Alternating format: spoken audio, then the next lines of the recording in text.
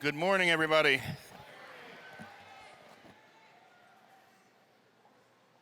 Immigrants make America more American.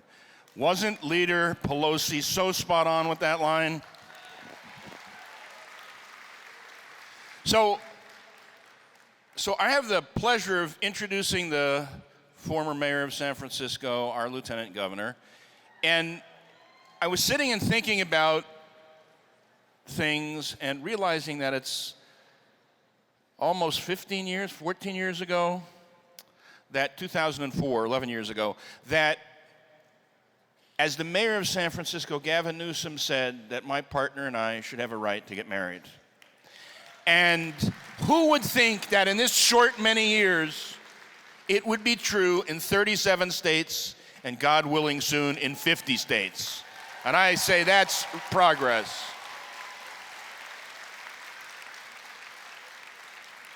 It's a big job to be the lieutenant governor. There are 50 steps from the lieutenant governor's office to the governor's office. And I know that Gavin Newsom knows those steps well. He practices them every day, I'm told. But, you know, he's got a long stride because he's kind of a tall guy. But he's on his way. If you haven't read Citizenville and learned about a new paradigm for governance right here, you should read it. You should listen to this man. He stands for social justice. He stands for making our economy better. He stands for what being a good and true Democrat is. Our Lieutenant Governor, Gavin Newsom. So say what you wanna know, say what you wanna know, say what you wanna know, say what you wanna know, say what you wanna know, say what you wanna know. All right. I like that introduction. How you doing? I heard some of you snicker about the lieutenant governor's job being tough. I'm on to this audience. All right, I'm gonna do something. Burton doesn't believe this. I got a bet with him that I'm gonna be brief this time. Now, you weren't supposed to laugh at that either. I know what you're thinking, but we're gonna have, to Bauman's point, we're gonna have plenty of time to talk over the next few years. So I just wanna thank you all for your warm reception. And I know my status right now. You're cheering because you know it means you are one step closer to the main attraction, Elizabeth Warren. See, lieutenant governors know how to be good bridesmaids, so I'm very comfortable in this position. Well, before you hear from her, and I'm as excited as you are, I want to just take a few moments and say this. Thank you, because I wouldn't be here without all of you. I know that victory, I know this all too well, is victory's not vindication, it's an instruction. It's not an endorsement, but an assignment. Year after year, I've had the honor of this lectern and asked you to join me, not in following the polls, but in helping change the polls. Because you know this, because our destiny is not immutable. It's decisions, not conditions, that determine our fate and future. As Eric was saying, we chose to treat loving same-sex couples with respect, and now we stand one Supreme Court justice away from marriage equality, as Eric said, in all 50 states of our nation. Decisions. You know, in California, we chose to raise wages. You chose to extend paid family leave. We chose to embrace the ACA and provide universal health access to millions and millions of Californians. And you know this, because of all these things, because of those decisions, our workforce is stronger, our workforce is healthier, and our workforce is more productive than ever. And we choose, don't we? And we have chosen to follow science, not special interests. And we're passing some of the toughest climate change legislation in our nation.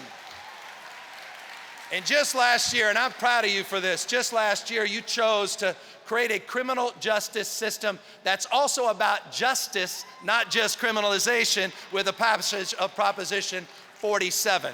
And I'm grateful to you for that.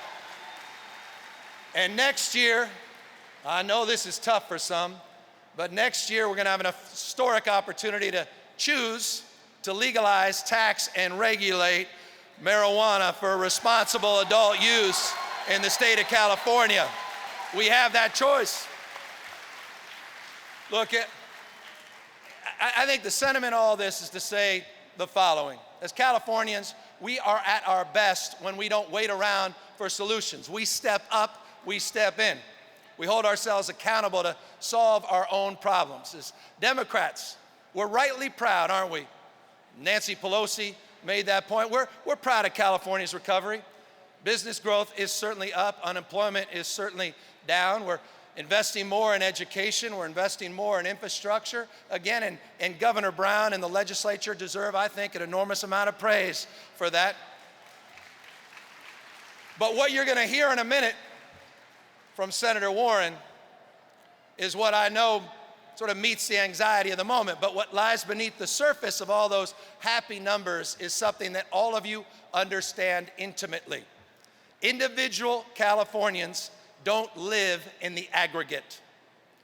We know that there are millions and millions of people living in the state of California and across this nation that understand that fundamental fact all too well. Income inequality is getting worse, and social mobility in this state and nation has stalled. Sure, joblessness is down, but as I heard Senator Warren say just the other day, if you've given up on finding work, or you have a part-time job, or you can't find full-time work, then you're counted in that drop in unemployment. But how much has your economic situation really improved? And yes, corporate performance is up in California about 4.7%, but how does that help a fast food worker who can't afford to put food on his or her own table? It doesn't. And you'll hear, I'm sure, from Senator Warren, how about that stock market? We heard it was surging, but as the senator's going to attest, that doesn't mean much for roughly half of California families that don't have any shares in the stock market. It goes without saying, it's an unsustainable contradiction for our state to lead the nation in both economic expansion and leading the nation in the number of people and the percentage of people living in poverty.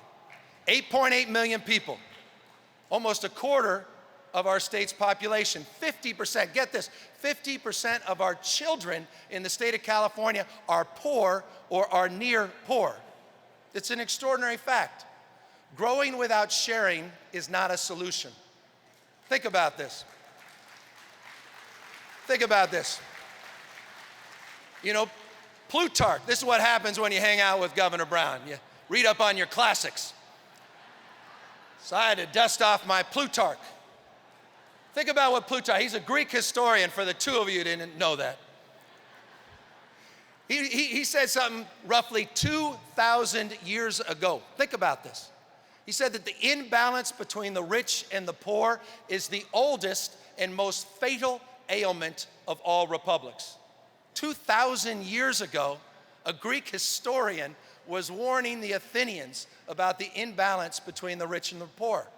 Until we restore our conveyor belt for upward mobility in the state, we will never, you get this, we will never fulfill our true potential. The California dream is predicated. The California dream is predicated on upward mobility. This is our generational call to action. You heard it before, just a few moments ago. Supply side is too one-sided. Trickle down has fallen down. And globalization and technology, they're now detonating right at the same time, impacting wages, providing the greatest benefits for those at the top, and fundamentally altering the entire economic landscape. But here's the good news. In the study of Western civilizations, there's something called future preference. It's simply this, an agreement between future generations that the future will be better than the past, and that it's our historic duty, and we can never fulfill our true destiny as a state. We can't fulfill it as a party either until we recognize that the future is not just in front of us, but it's inside of all of us. It's not something just to casually experience. It's fundamentally something to realize. So as we move forward to shape our future, let's be guided by the words of Michelangelo. who once said that the biggest risk is not that we aim too high and miss it, it's that we aim too low and reach it. Think about that. Think about that in your own lives. See, we need to be as bold as the problems are big. That's who we are. That's in our DNA as Californians. We didn't listen to the dystopians that said the best days in California are behind us. We didn't settle a few years back for civil unions because we believe in full marriage equality. Separate is not equal. You didn't sit back and wait for the federal government to act on climate change. We didn't sit back and wait for the federal government to act on minimum wage. We didn't sit back and wait for the federal government to act on some immigration reform. We didn't sit back and take it on the chin on reproductive rights or gender equality. We don't do that. And one thing else we never do, and we didn't follow the suits of those other states, we didn't demonize organized labor, who have consistently, labor's been there consistently. They've been at the forefront of all of those accomplishments I just mentioned. It's organized labor fighting for working families and the working poor. Organized labor that stepped up and stepped in over and over again. As organized labor goes, so goes this nation. Democrats, we understand that challenge. We understand that opportunity. And we know by working together, the best is yet to come. Thank you very much.